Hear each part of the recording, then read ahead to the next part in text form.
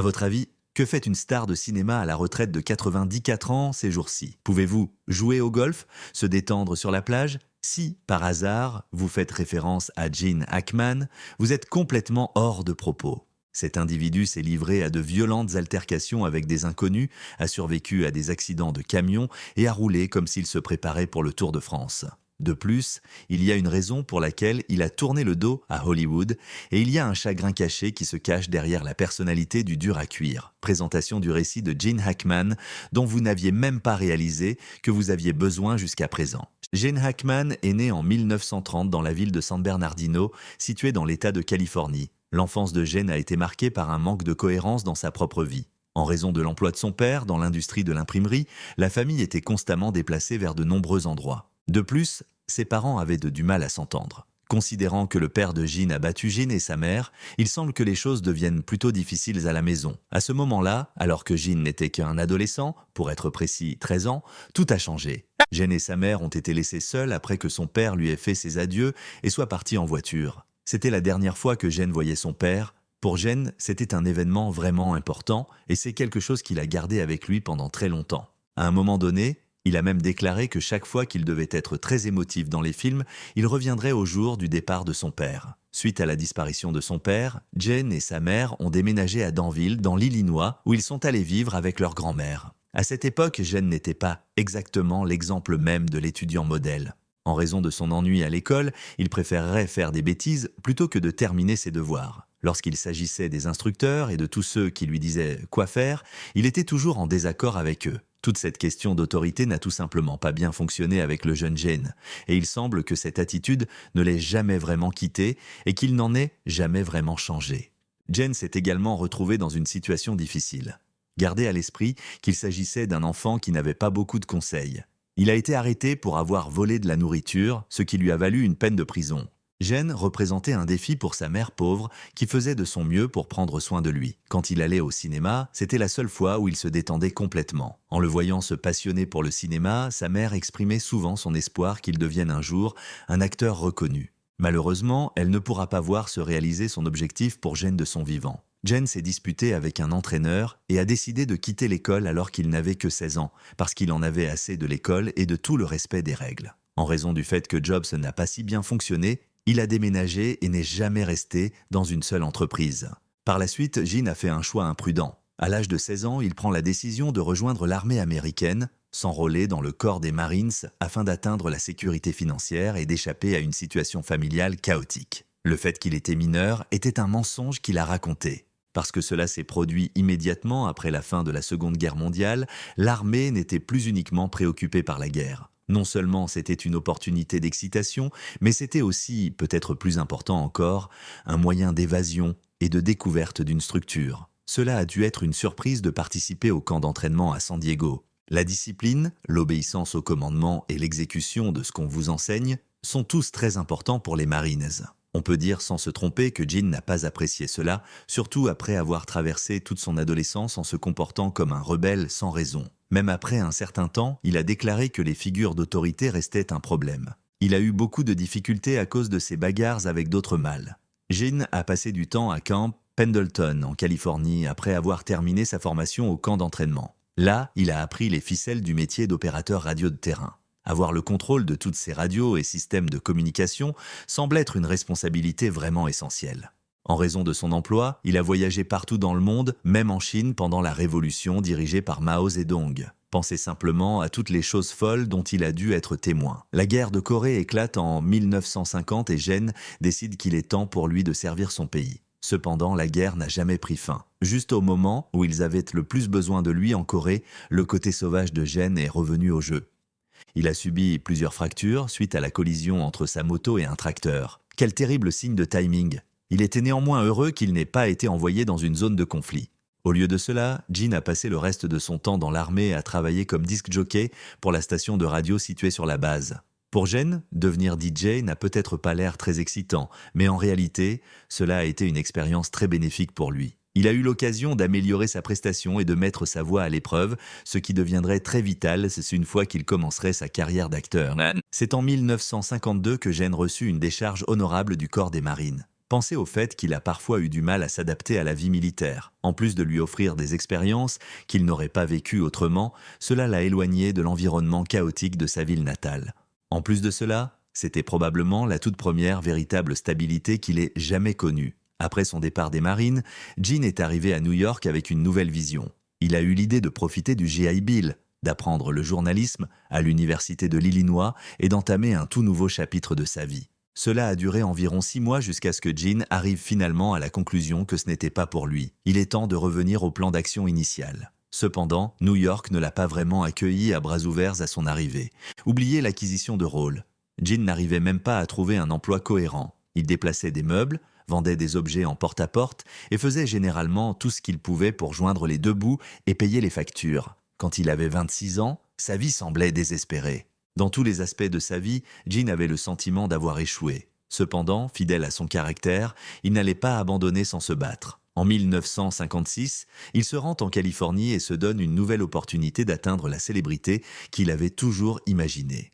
À cette occasion particulière, il s'est rendu au célèbre Pasadena Playhouse, un site réputé pour produire des artistes sérieux. Malgré cela, c'était difficile. Tout comme lorsqu'il était dans les Marines, il a choisi les batailles et devinez ce qui s'est passé ? Il s'est fait un nouvel ami, un camarade rebelle du nom de Dustin Hoffman qui n'avait que 19 ans à cette occasion. Ces deux-là étaient un genre de choses différent. Leurs camarades de classe les ont choisis pour avoir les plus faibles chances de réussite. Malgré le fait qu'ils détestaient toute cette situation, ils sont restés ensemble et sont finalement devenus amis pour la vie. Peu de temps après, un autre acteur en herbe, Robert Duvall, a emménagé avec le couple. Les deux avaient emménagé ensemble. Les 3 personnes ont vécu dans le même appartement pendant plusieurs années, ce qui aurait donné lieu à une situation comique et vraiment intrigante. De plus, la Californie n'était pas exactement une image de soleil et de fleurs. C'était un environnement difficile au Pasadena Playhouse et malgré tous les efforts de Gene, il s'est lancé dans un autre combat tout comme il l'avait fait dans les Marines. Cependant, cette fois, cela a abouti à son expulsion au bout d'1 an. Gene, en revanche, n'allait pas renoncer à son ambition. Il a continué à déployer des efforts, acceptant tous les rôles d'acteurs qu'il pouvait obtenir, la plupart étant des productions hors Broadway. Au début, tous ces efforts ont commencé à porter leurs fruits. En 1961, il fut choisi pour Mad Dog Call, qui fut son premier rôle important au cinéma. Ensuite, dans la série télévisée Tallahassee 7000, il y a eu quelques petits rôles. Et puis, à 31 ans, les choses ont commencé à s'améliorer. Une autre tournure inattendue des événements se produisit alors. En 1962, la mère de Gene Hackman fumait une cigarette puis s'endormit après avoir consommé une quantité excessive d'alcool. Malheureusement, la cigarette a fini par déclencher un incendie dans sa maison et elle n'a pas pu fuir les flammes. Depuis que son père était décédé, le seul membre de sa famille que Gene avait laissé était sa mère. Et maintenant, elle était également décédée. À la suite de cela, il a eu le cœur brisé et il a ensuite avoué qu'il était bouleversé par le fait que sa mère ne pourrait jamais le voir jouer en personne ni réussir. Malgré la mort dévastatrice de sa mère, Gene a continué à travailler à la réalisation de son ambition. En 1964, il joue un rôle avec Warren Beatty. Et c'est à ce moment-là que les choses commencent à avancer. Étant donné que Beatty aimait travailler avec Gene et lui suggérait de jouer le rôle de Buck Barrow dans le film légendaire Bonnie and Clyde, sorti en 1967, ce lien serait très significatif. C'était un rôle révolutionnaire pour lui. Soudainement, le nom de Gene est devenu célèbre dans l'industrie du divertissement lorsqu'il a été nominé pour un Oscar dans la catégorie du meilleur acteur dans un second rôle. Il était peu probable qu'il ralentisse. Une vague de performances exceptionnelles pour Gene a eu lieu tout au long de la décennie des années 1970, dont sa célèbre performance en tant que Popeye Doyle dans le film de 1971 The French Connection. Il aurait été tellement immergé dans ce rôle et tellement déterminé à en faire une réalité qu'il aurait eu un désaccord avec le réalisateur William Friedkin alors qu'ils travaillaient ensemble sur le tournage. Ils allèrent le faire, mais les conséquences sont incontestables et irréfutables. Gene a reçu l'Oscar du meilleur acteur pour son interprétation qui était indélébile et lui a valu le prix. Au cours des années 1970, Gene continue d'accumuler les succès. Dans le film Scarecrow, sorti en 1973, il collabore avec Al Pacino, un autre talent émergent à l'époque. Le fait que Gene et Al Pacino avaient des approches très différentes de leur travail a contribué aux difficultés qui existaient sur le plateau. Gene aimait planifier et prendre les choses au sérieux, tandis qu'Al était plutôt une personne fluide et émotive. Certaines personnes pensaient même que Gene pourrait être un peu combatif et intense. Personne ne pouvait contester le génie de Gene, malgré l'agitation qui s'est produite dans les coulisses. Il était capable de jouer tous les rôles imaginables, des personnages tragiques aux héros d'action.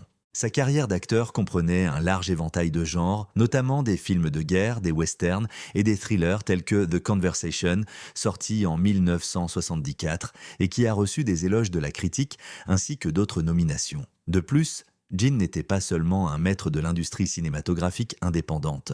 Son interprétation du légendaire antagoniste Lex Luthor dans le film Superman de 1978 a démontré qu'il était capable de dépeindre à la fois des rôles de méchants sérieux et directs avec la même force. Cela démontrait qu'il pouvait également dominer les films à succès. Mais vivre loin des projecteurs n'a pas toujours été chose facile dans les années 1970 et 1980. Au cours de l'année 1982, Jane a subi une perte importante en perdant son ami le plus proche, Norman Gary. Au même moment, son mariage avec Faye Maltese, qui durait depuis 30 ans, commençait à se briser. Le fait que Jane tournait toujours à l'étranger rendait difficile pour lui d'être un homme de famille, malgré le fait qu'ils avaient 3 enfants ensemble. Le divorce intervenu en 1986 fut une période difficile. Après un certain temps, Gene a admis sa culpabilité au New York Times, déclarant que c'était sa responsabilité. Selon lui, on passe toutes ces années à lutter pour la reconnaissance, et puis quand l'opportunité se présente,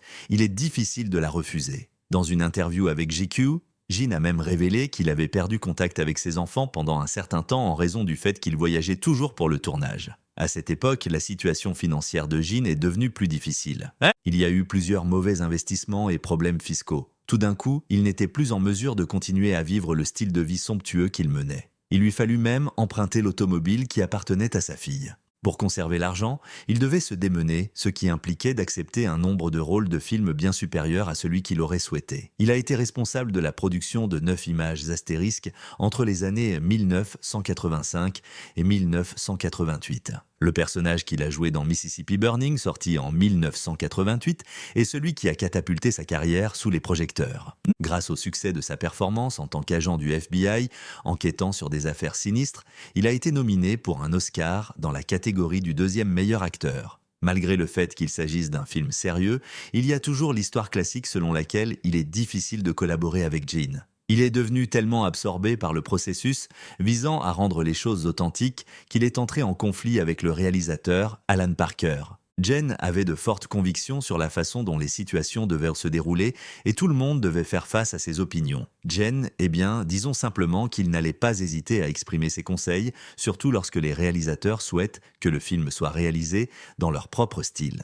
Dans le film Unforgiven, sorti en 1992, il a collaboré avec Clint Eastwood et a interprété le rôle de Little Bill Daggett, un antagoniste effrayant. Sa performance lui a valu un autre Oscar et a démontré qu'il comptait parmi les plus grands acteurs de l'histoire d'Hollywood. C'est ainsi qu'il a continué à travailler, assumant une grande variété de rôles, notamment des comédies, des drames et tout le reste. Il a démontré sa polyvalence en se lançant dans des films plus excentriques et axés sur les personnages, tels que The Royal Tenenbaums, sorti en 2001 et qui a reçu des éloges critiques pour sa performance dans le rôle de Royal Tenenbaum. D'un autre côté, Gene se disputait constamment avec Wes Anderson, le réalisateur du film, sur la façon dont le film devait être réalisé lorsqu'ils travaillaient ensemble. Il a été déclaré que son costard, Bill Murray, était intervenu pour gérer les tensions qui régnaient sur le plateau et avait servi de tampon entre Gene et les autres acteurs. Dans le film Welcome to Mooseport, sorti en 2004, Gene a eu son dernier rôle au cinéma. En revanche, le film a été un échec financier au box-office, avec un budget de 30 millions de dollars mais seulement 14 millions de dollars de recettes au box-office. Suite à cet échec, Gene a annoncé qu'il prendrait sa retraite et il n'a joué dans aucun film depuis. Dans les années qui ont suivi la retraite de Gene, la rumeur sur son personnage n'a fait que se répandre. Non seulement il a montré qu'il était un homme dur dans la vraie vie, mais il a également démontré qu'il était un homme dur dans le rôle qu'il a joué. Le côté dur de Gene est resté intact même après avoir quitté l'industrie hollywoodienne. À l'âge de 71 ans, il conduisait à West Hollywood en 2001 lorsqu'il a été impliqué dans une collision mineure avec un autre véhicule. De l'autre côté de la route, un groupe de jeunes hommes ont bondi de l'autre véhicule, lui ont crié dessus et se sont dressés contre lui. Gene, en revanche, ne fait pas partie de ceux qui pourraient en prendre. Selon des témoins, les choses ont continué pendant un certain temps jusqu'à ce que quelque chose, selon ces hommes, déraille pour lui. Qu'il ait 71 ans ou non, Gene les a poursuivis. En réalité, ils ont réussi à le maîtriser et à le retenir jusqu'à l'arrivée des policiers qui l'ont arrêté. Même s'il s'est avéré que personne ne voulait porter plainte, eh bien, cela ferait certainement la une des journaux. De plus, ce n'était pas le dernier cas. Quand Gene avait 82 ans, il se promenait à Santa Fe avec sa femme Betsy. Ils ont été harcelés par un sans-abri qui a insulté Betsy et Gene n'allait jamais le supporter de quelque manière que ce soit. Lorsqu'il s'est défendu ainsi que sa femme, la police est de nouveau arrivée pour agir immédiatement. Mais cette fois, ils ont constaté qu'il avait agi entièrement en état de légitime défense. Malgré le fait que Gene ait connu des problèmes de santé majeurs au cours de ces dernières années, il n'a jamais hésité à donner un coup de poing, si cela était nécessaire. C'est ce qui rend cette situation encore plus bizarre. En ce qui concerne sa santé, les choses sont devenues plus préoccupantes en 1990 lorsqu'il a commencé à ressentir des symptômes indiquant qu'il était atteint d'un cancer de la prostate. Heureusement, il s'est avéré qu'il s'agissait d'une fausse alerte et il est passé sous le bistouri pour faire effectuer la procédure. Mais cette même année, un autre danger commença à frapper à la porte. Il a été déterminé que ses artères présentèrent des obstructions importantes, ce qui le mettait en danger. Ils ont pratiqué une angioplastie qui peut être considérée comme le processus de réouverture en gonflant un petit ballon. Dans le cas où il ne l'aurait pas détecté, sa femme a été informée qu'il n'aurait peut-être pas survécu très longtemps. Waouh, c'était un moment passionnant. Ses problèmes cardiaques n'étaient cependant pas encore résolus. Au début du XXIe siècle, elles refont surface. Et cette fois, Gene est conscient qu'il est temps de prendre du recul. Cela a été un facteur important dans sa décision de prendre sa retraite. En ce qui concerne sa santé, le stress du spectacle et les horaires chargés étaient trop difficiles à gérer. Cependant, ce n'est pas seulement son cœur qui a été touché. En 2004, Gene a été impliqué dans un accident de vélo en Floride qui lui a valu des blessures graves, blessures à la tête, ainsi que d'autres choses. Cela n'a pas suffi à le dissuader complètement. Il a continué à faire du vélo jusqu'à 80 ans, démontrant qu'il était déterminé à maintenir son mode de vie actif et à profiter de la vie malgré les défis auxquels il était confronté en matière de santé. Même les accidents n'ont pas pu dissuader Gene de poursuivre son style de vie sportif. Alors que Gene faisait du vélo en 2012, il a été heurté par un véhicule puisqu'il ne portait pas de casque à ce moment-là.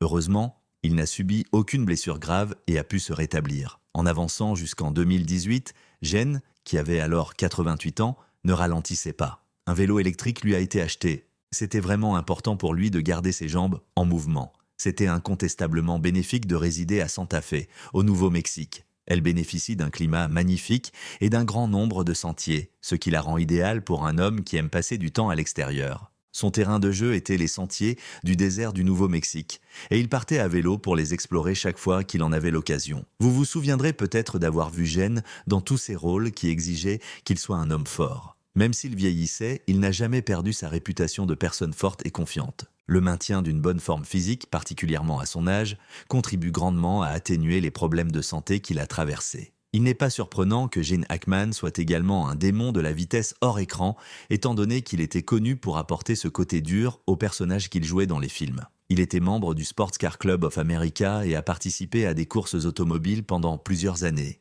Ce n'était pas seulement pour sauver les apparences, c'était une affaire sérieuse. Par souci de compétition, Gene a déployé beaucoup d'efforts et a consacré de nombreuses heures, démontrant le même niveau de dévouement qu'il a apporté à son jeu d'acteur. Lors d'une course d'endurance en 1986, il est impliqué dans un grave accident qui entraîne le retournement de son véhicule. Dieu merci, il s'est éloigné de la situation. Gene Hackman était connu pour sa volonté de prendre des risques et son esprit de compétition, et ce trait était présent dans sa carrière d'acteur et de pilote. La passion de Gene pour le sport s'étendait bien au-delà de la pratique de la conduite automobile. Preuve que son enthousiasme n'était pas qu'un simple passe-temps, il a même collaboré avec un autre auteur pour écrire un livre sur ses aventures sur la piste. Il est inévitable que les journées de Gene au volant soient devenues moins fréquentes à mesure qu'il vieillissait. Mais la joie de vivre est toujours là. En plus de rester lié à la communauté, il regardera les courses et se tiendra au courant de toutes les dernières nouvelles en matière de course. Cette passion pour la course fera toujours partie de qui il est, même s'il n'est pas actuellement en train de parcourir la piste personnellement. Même si Gene a peut-être eu quelques films sans succès, il dit que ce n'est pas la raison pour laquelle il a arrêté en 2004. Tous ses problèmes cardiaques l'ont finalement rattrapé et il voulait juste changer de rythme. C'était plus une question de santé qu'autre chose.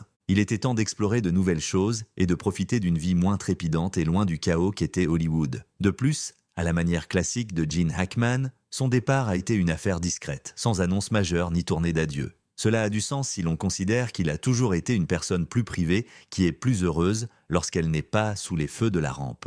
Étant à la retraite, il ne s'est pas tourné les pouces. Il est apparu que Jane a toujours eu une passion pour l'écriture. Il a coécrit un certain nombre d'ouvrages, notamment des fictions historiques et même des thrillers politiques. Qu'il soit toujours capable d'entretenir ce feu créatif, bien que d'une manière nouvelle, est démontré ici. En fait, il a déclaré à Reuters qu'il appréciait la solitude qui accompagne l'écriture. À certains égards, cela est comparable au jeu d'acteur, mais cela sert un objectif plus privé. C'est à Santa Fe, au Nouveau-Mexique, que Gene a découvert une nouvelle maison après avoir quitté Hollywood. C'était le cadre idéal pour commencer une nouvelle phase de sa vie, avec l'environnement tranquille et les paysages ensoleillés servant de toile de fond idéale. Santa Fe était non seulement magnifique, mais elle offrait également à Gene le degré d'isolement qu'il désirait. Ici, il a pu se concentrer sur son manuscrit le plus récent sans être distrait par les projecteurs, ce qui lui a permis d'écrire en toute tranquillité. Cependant, l'écriture n'était pas la seule activité qu'il poursuivait. Il a ensuite développé une profonde appréciation du monde naturel.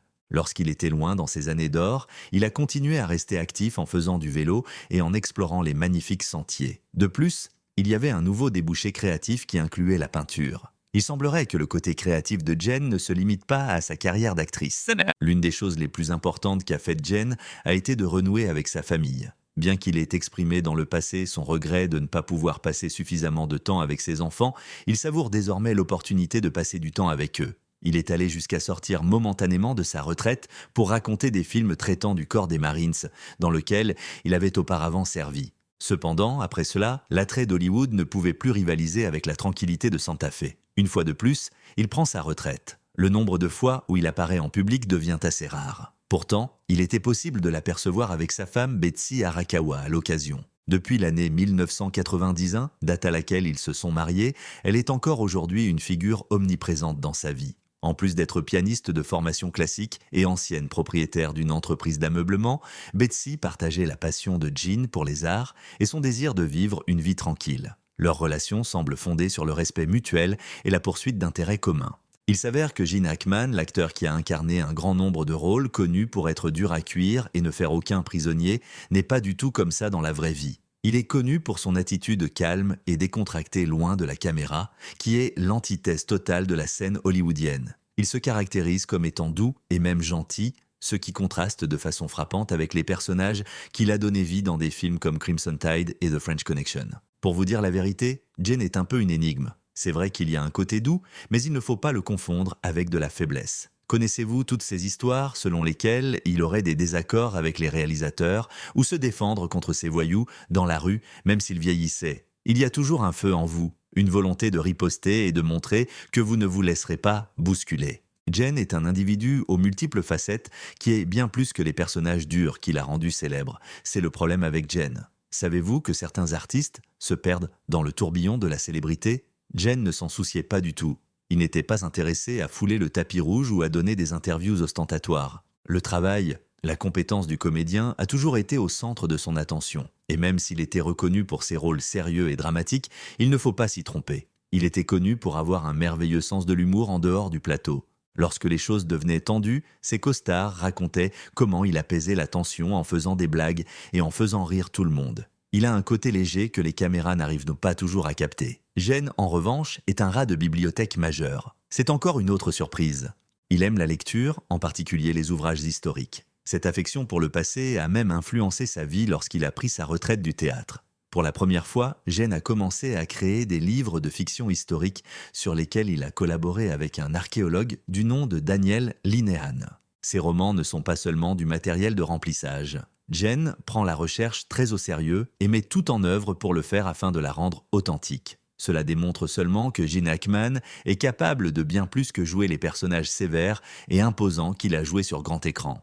Pensez aux rôles emblématiques joués par Gene Hackman. Cette expression stoïque, où rien ne peut m'ébranler, est quelque chose qu'il a toujours sur son visage. Il s'avère cependant que le gars lui-même est bien plus compliqué que cela. Il a parlé franchement des circonstances difficiles qu'il a rencontrées au cours de son enfance, notamment les nombreux déménagements de sa famille, ses difficultés financières et, plus important encore, le départ et l'absence de son père. Considérez l'impact que cela pourrait avoir sur une personne dans une telle situation. Le fait que Gene soit capable d'insuffler une grande profondeur émotionnelle dans son jeu est démontré par cette révélation. Chaque fois qu'il aborde ces sujets, il n'hésite pas à exposer ses vulnérabilités. Lorsqu'il parle de sa mère et du fait qu'elle n'a jamais pu voir son succès, On sent l'angoisse qu'il éprouve dans son cœur, ou les regrets qu'il éprouve de ne pas pouvoir être là pour ses enfants lorsqu'ils étaient plus jeunes en tant que parents. Cela démontre que malgré l'image de dur à cuire que Gene Hackman véhicule, à la fois à l'écran et dans certains de ses incidents réels, il existe un profond bassin d'émotions sous la surface. C'est une facette complètement différente de Gene Hackman,